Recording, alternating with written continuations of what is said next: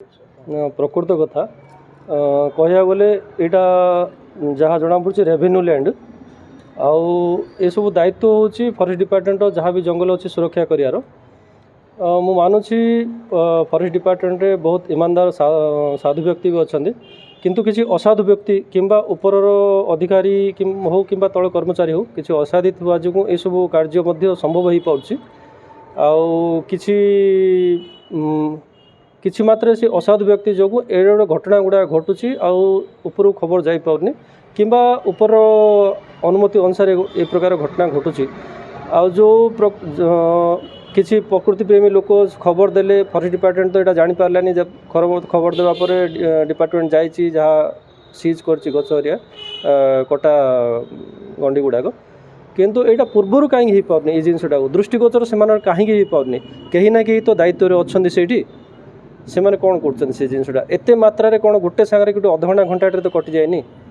से दायित्व अच्छे कौन कर कौ स्थान यहाँ भूल होती शह शह वर्ष लगी जाऊँगी जंगल सृष्टि करने को आज दिवस आमर जो कर पर्यावरण दिवस वन दिवस 1 ରୁ 7 जुलाई जाए वन महोत्सव हम सबू होची ग्राउंड रे हम किसी उच्चाधिकारी आसवे नेता आसवे किसी मात्रा गछ लगे कॉलेज छात्र माने छात्र छात्री माने सब लगे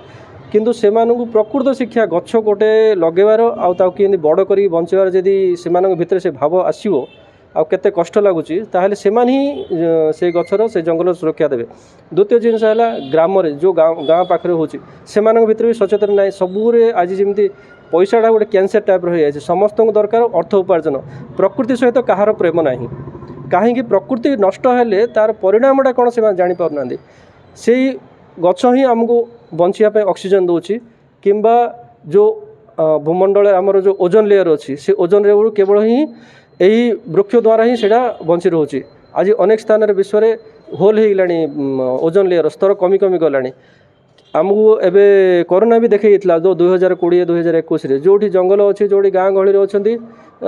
से लोक होनी किंतु सहरांचल शह शह हजार हजार लोक प्राण जाता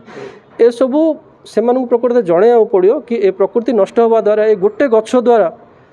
काटिवा द्वारा आमको केते मात्रा आमको नष्ट होची आगामी समय कौन हम एबे गोटे यही किछि वर्ष भितर 30-40 वर्ष भितर सारा विश्व में जो प्रकार अंधाधुन कहीपर जंगल कटा चली पर्यावरण नष्ट कर चली जहाँ जना पड़ी आम पीढ़ी ही शेष पीढ़ी हम यही प्रकृति नष्ट कर आगु जेनेरेशन किसी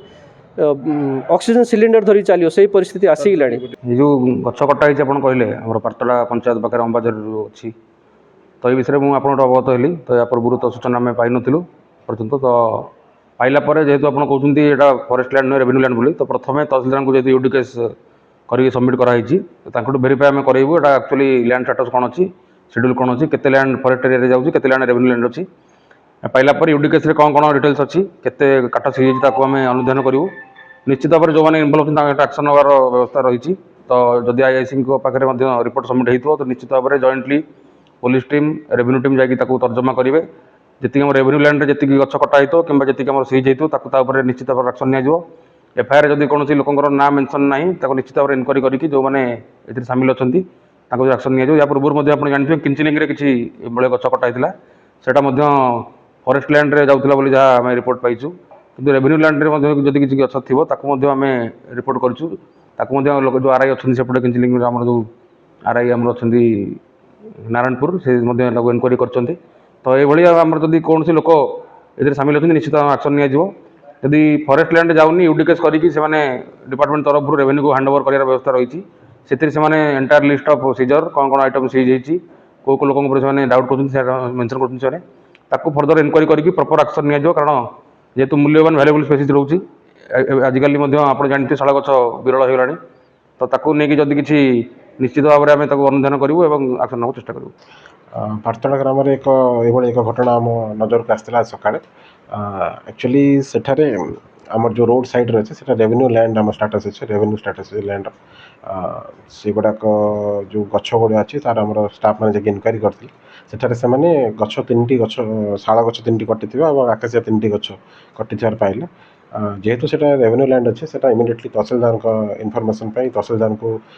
ଚିଠି କରିଦେଇ ଜଣାଇ ଦେଇଥିଲା ରେଞ୍ଜ ତରଫରୁ ଏବଂ ଯେହେତୁ କାଠ ଗୁଡ଼ିକ ଆମର ରେଭେନ୍ୟୁ ଜେନେରେସନ୍ ପାଇଁ ଆମର ଏକ ୟୁଡି କେସ୍ ବି ସେଥିରେ କଟା ହେଇଛି ଦେବଗିରି ରେଞ୍ଜ ଅଣ୍ଡର କାଟିକି ସେଗୁଡ଼ାକୁ ଆପଣ ସିଜର ଲିଷ୍ଟ କରିକି ଆମ ଜବତରେ ରଖାଯାଇଛି ଦେବଗିରି ରେଞ୍ଜ କେସ୍ ନମ୍ବରଟା ଏବେ ଯାଏଁ ଆମର ଇଏ ହେଇନି 1/24/27।